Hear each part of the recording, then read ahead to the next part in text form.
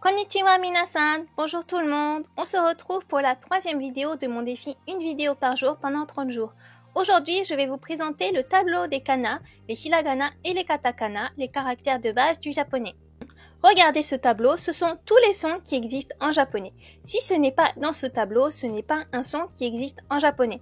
En rouge, c'est les hiragana, en vert, les katakana et en noir, les romaji, donc la transcription dans notre alphabet. Il y a aussi des combinaisons spéciales pour transcrire des mots étrangers. Ces combinaisons sont utilisées que dans des mots d'origine étrangère et ce ne sont pas des sons japonais, donc on les voit très rarement. Et comme c'est pour des mots étrangers, ce sera en katakana, on ne les utilise pas en hiragana. Vous pouvez les utiliser dans votre nom par exemple si vous voulez. Mais ce sont des sons qui n'existent pas traditionnellement en japonais et ça se peut qu'ils n'arrivent pas à prononcer certains de ces sons.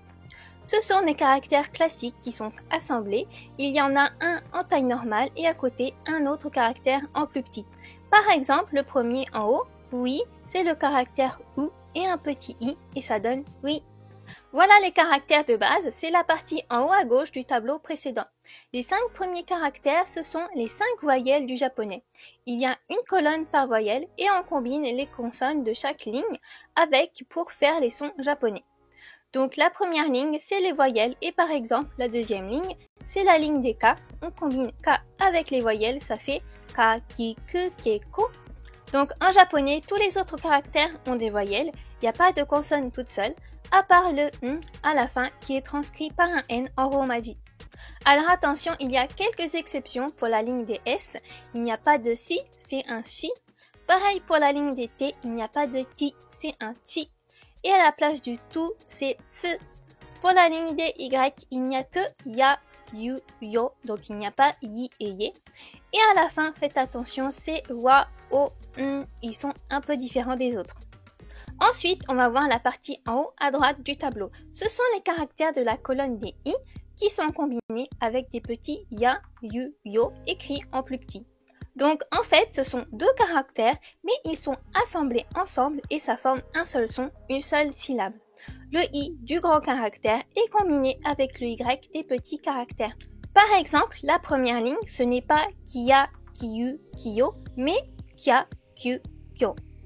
Voilà la partie en bas du tableau, ça reprend certains caractères qu'on a vus avant, mais avec des petits traits ou des petits points qui changent un peu la prononciation. Il y a plusieurs façons de les appeler, mais les petits traits, on peut les appeler dakuten et les points handakuten.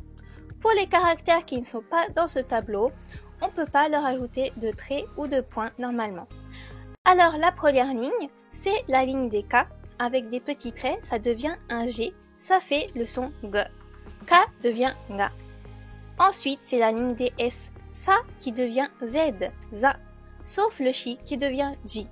La troisième ligne, c'est la ligne des T, Ta qui devient D, Da. Et il y a aussi le Ti qui devient aussi Ji et Tsu qui devient Z. En dessous, c'est la ligne des H, Ha qui devient un B, Ba. Et la dernière ligne avec des points, c'est encore la ligne des H. Et là, ça devient un P, Pa. Donc les points, il n'y a que cette ligne, c'est la ligne des H. On peut se rappeler que quand il y a un point, c'est les sons en P. Voilà, c'est la fin de cette vidéo. Dites-moi si jamais il y avait des choses qui n'étaient pas claires. Si vous avez apprécié la vidéo, n'oubliez pas de mettre un pouce bleu et de vous abonner pour en apprendre plus sur le Japon et le japonais. À demain, matane!